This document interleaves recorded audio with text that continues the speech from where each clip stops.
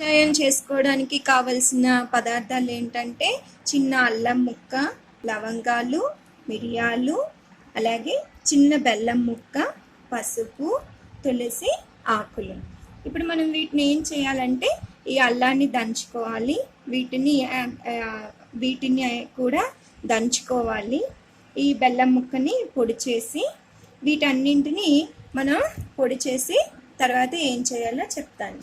ఇప్పుడు ఈ అల్లం ముక్కని మిగతా వాటిని కూడా మనం పొడి చేసాం కదా, అల్లం ముక్కని దంచాము, మిగతా వాటిని ఇలాగా దంచాము. వీటన్నింటిని ఏం చేయాలంటే ఒక గిన్నెలోకి వీటిని తీసుకోవాలి.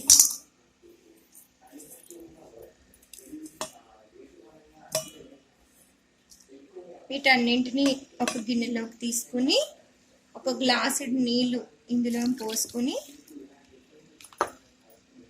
ఇలా గిన్నెలోకి తీసుకున్న ఈ కషాయాన్ని స్టవ్ మీద చిన్న మంట మీద మనం 10 నిమిషాల పాటు మరిగించాలి. చూసారు కదా, 10 నిమిషాలు అయింది. కషాయం బాగా మరుగుతుంది.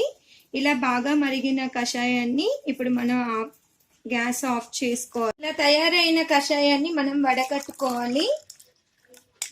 వడకట్టుకుని చల్లారిన తర్వాత లేదా గోరువెచ్చగా ఉన్నప్పుడు మనం తాగాలన్నమాట. ఈ కషాయాన్ని ఎక్కువ మోతాదులో మనం తీసుకోకూడదు, తక్కువగా తీసుకోవాలి.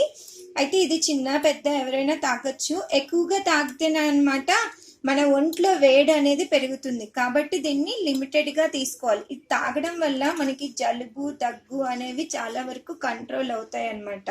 అయితే ఈ కషాయం వల్ల మనకి ఏంటి ఉపయోగం అంటే ఇందులో వేసిన వస్తువులన్నీ కూడా యాంటీవైరల్ సమ్మేళనాల్ని కలిగి ఉంటాయి. కాబట్టి ఇవి జలుబు, దగ్గును బాగా తగ్గిస్తాయి. అంతేకాకుండా ఇవి జీర్ణక్రియను సాఫీగా సాగేలా చేస్తాయి. కాబట్టి కడుపు నొప్పి, మలబద్ధకం, కడుపులో మంట లాంటి సమస్యలకు ఇవి తగ్గిస్తాయి అన్నమాట. మా ఛానల్ కనుక మీకు నచ్చినట్లయితే లైక్ చేయండి, సబ్స్క్రైబ్ చేయండి.